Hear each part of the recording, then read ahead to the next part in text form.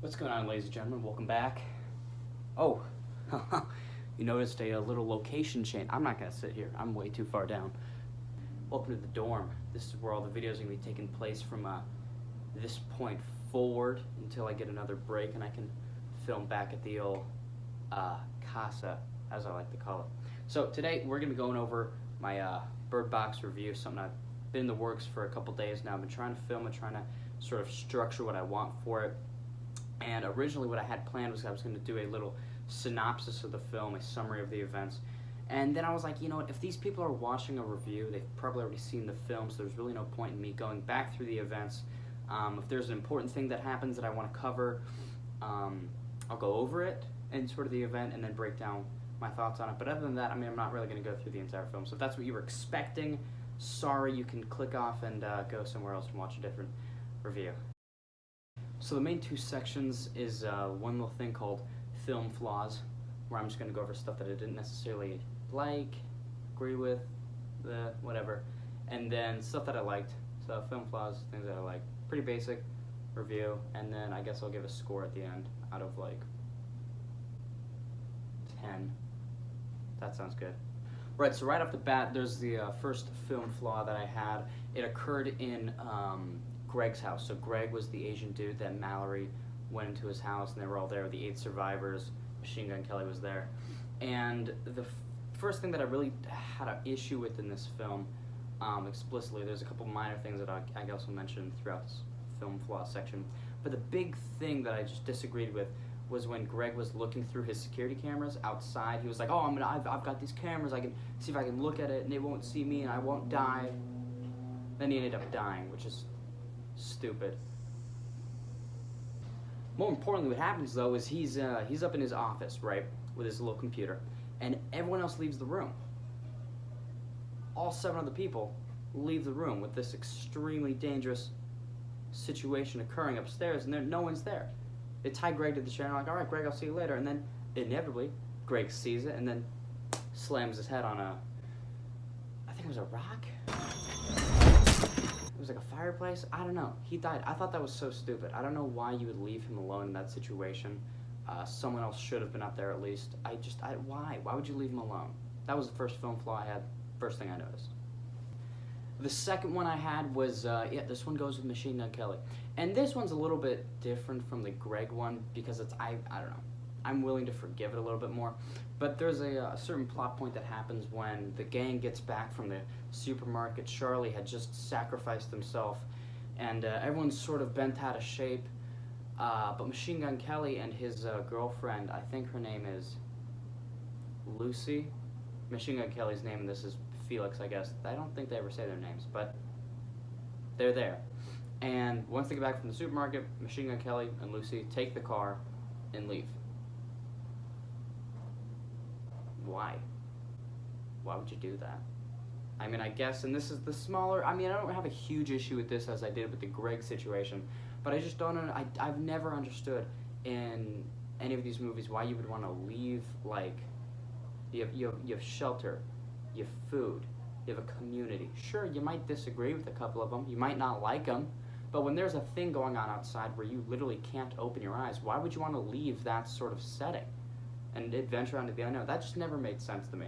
I brought this up with my girlfriend a couple days ago, and she sort of said, well, there's always people that do that in these movies, and I was like, sure, it's always occurring in these movies, but does that mean that I should excuse it? No. No, and I'm not going to. I won't. The third film flaw I had is, it's about my boy Gary Bear. So, there's this theme. No, it's not a theme.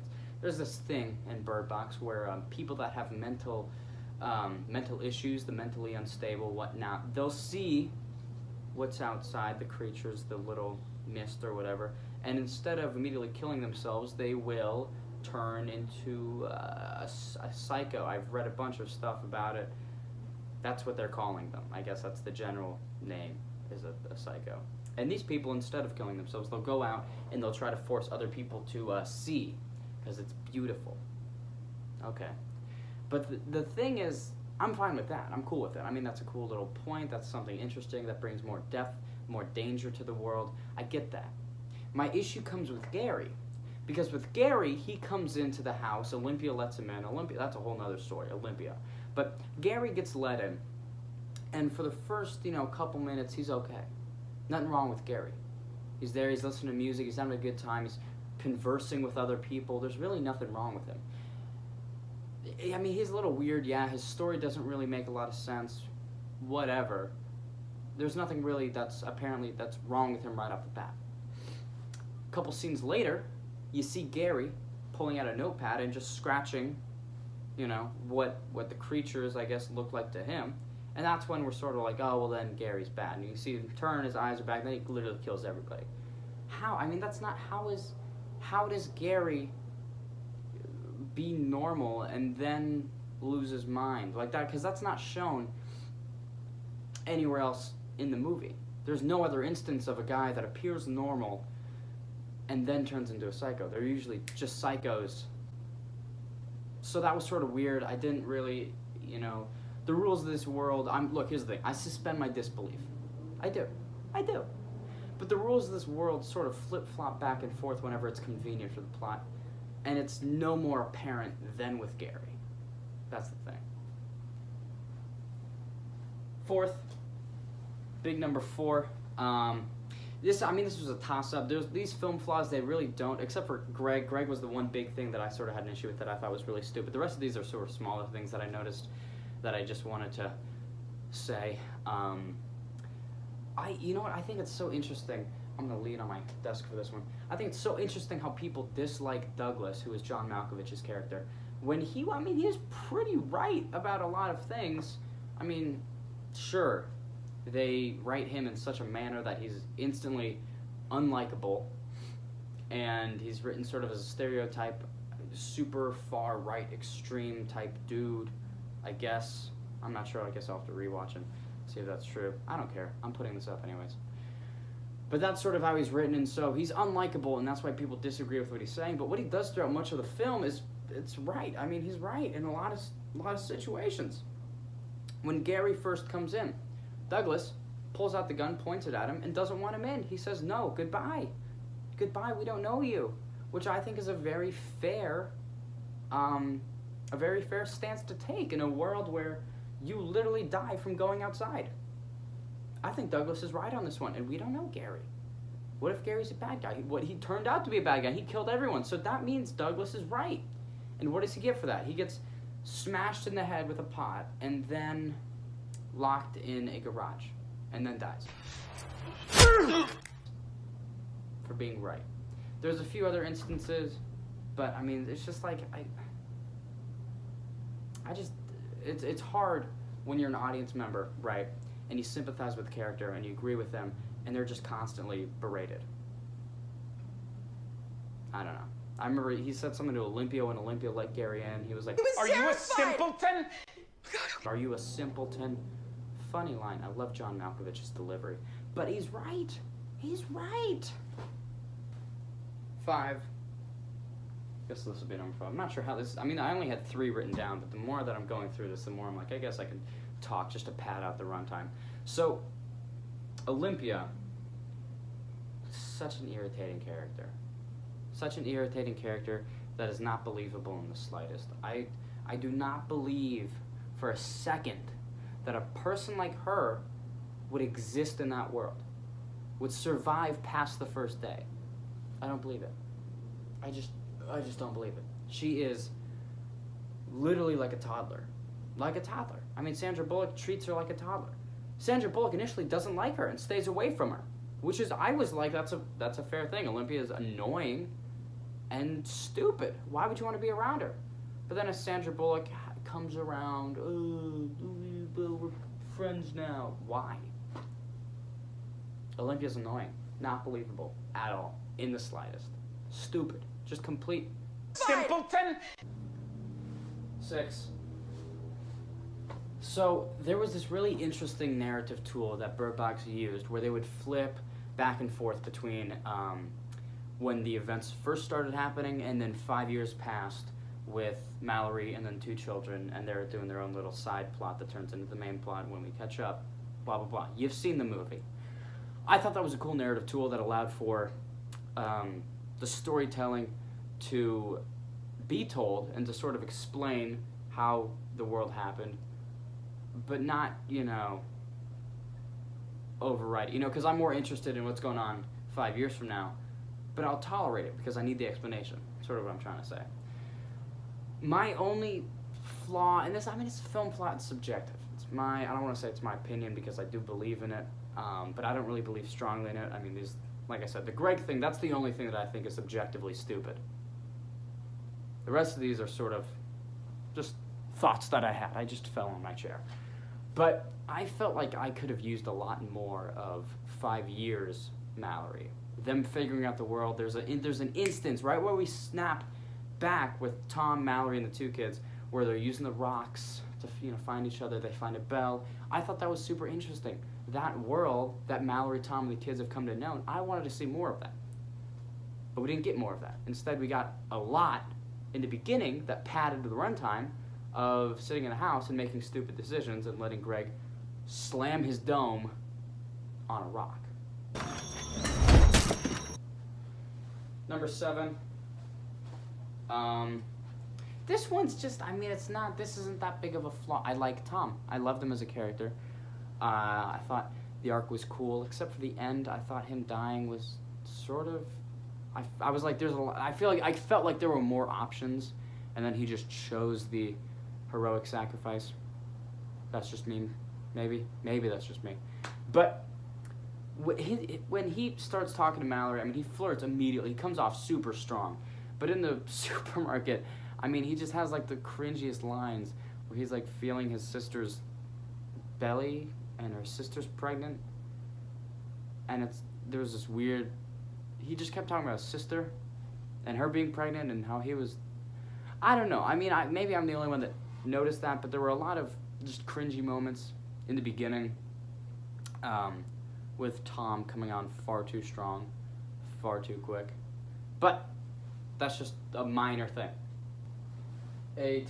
Oopsies. So, there's been a lot of discussion about a horror movie, and I don't know if this was technically a horror movie, more of a thriller. When I'm editing this, I can put up horror if it's labeled under horror. But there's a lot of thoughts about, what makes things scary. Is seeing it making it scary? Is not seeing it making it scary? There were a lot of believers on the latter part of that, which was if we don't see the monster, then we're more scared of it. And this movie sort of, I guess, that's what I had understood. I thought that's what they were going to go for. We're not going to show the monster. We're just going to show people seeing it and then dying. I thought that was a cool thing. The only issue that I had came with Gary. When he was pulled out the notes and was doing his little notes. I thought that was stupid. I understand that with this monster, everyone sees it differently, so Gary's notes wouldn't be the exact same for everyone. But still, why show it? Why show what he thinks it is? Because that just puts an idea in the audience members' minds of, oh, this must be what it is. Cause it's just like there's no point. Especially the notes that he picked. It was like, I don't know. I thought it was pointless. I'm like, you could have done without the stupid notes. Just have him walk out and then have his eyes change and then walk back in and start murdering people, and it'd be perfectly fine. The notes were just no point. Why show it? Why show it? Because then I have questions. If that's what they look like, then how are they able to make such big, how are the trees in the end scene with Mallory running to the campus? Campus. There's like 3 of them coming, and it's like, if that's what they look like, then how are they doing? Are they big? It just raises more questions than I think are necessary. 9. Can we get up to 10? Are we able to get up to 10? Oh, we are. I have 2. I just thought of one as I was thinking about this one. So, and it sort of goes along with the same thing. So I might just include it in this one. Nah, I'll do 10. So, when they're in the river, right? There's a point where their little boat capsizes and they're all flung into the water. And remember, they can't see. And they're in rushing water. You're telling me that... What? And there's no way that Sandra Bullock has taught these kids how to swim. That's the other thing they have to consider. It's sort of like Rey in The Last Jedi jumping into the pool even though she's lived on a desert planet her entire life. How does she know how to swim? How do these kids know how to swim? It's stupid. Kind of sound like Bill Burr, maybe. I don't know. But I thought that was dumb, and the fact that they all survived that, and the birds survived that, of all things. I mean, you would have thought that the birds would have died at least, but no, everyone's okay. I thought that was stupid. When the boat capsized, really? There was no stakes. Number 10, I'm going to keep this as the last one, just because 10's a nice number, and I really don't have a lot much to say. Look, there was a little thing that was built up in the movie, where it was, when you get to the rapids, someone has to look. That's your tension. I mean, that's your tension the entire river trip, is getting to the rapids, and there's a lot of dialogue between Sandra Bullock and the two kids about, okay, when we get there, who's going to look? And then, she's going to make Olympia's kid look. Olympia's kid is like, oh, I'm going to have to look. And then when they get there, Sandra Bullock pulls the old wild card and goes, nope, no one's looking. What? Which is fine in itself. I mean, sure, Sandra Bullock can say that. They're all huddling under, and then they go in, and then they capsize again, and this time someone gets it. Nope. They're all fine. They're all perfectly fine. So what's the point in building up that tension and having that be such a subliminal thing in my mind when they're on that river trip is, oh, when they get to the rapids, someone's going to have to look, which means someone's going to have to probably die, and then they don't do it, and then they're fine? What's the point? That made me angry, because you're just wrangling me around, my emotions. That's number 10. That's it I have for film flaws. Whew. Now it's time for things I like. That's all the film flaws I had. I mean, film flaws, whatever. So the main thing that I liked was Sandra Bullock's acting. I think that's extremely commendable. I mean, she did a really believable job. She sold it well. I mean, the film sort of rested on her shoulders in the sense that it's Sandra Bullock. Whew. That's another thing I liked.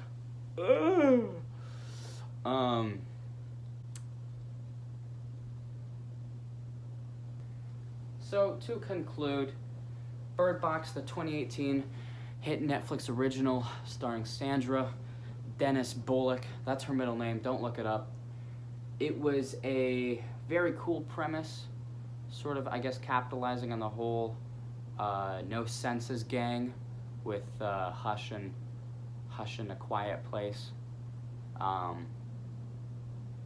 guess, could I toss Don't Breathe in there? I mean, that was sort of, you gotta be quiet. Different premise, different thing, whatever.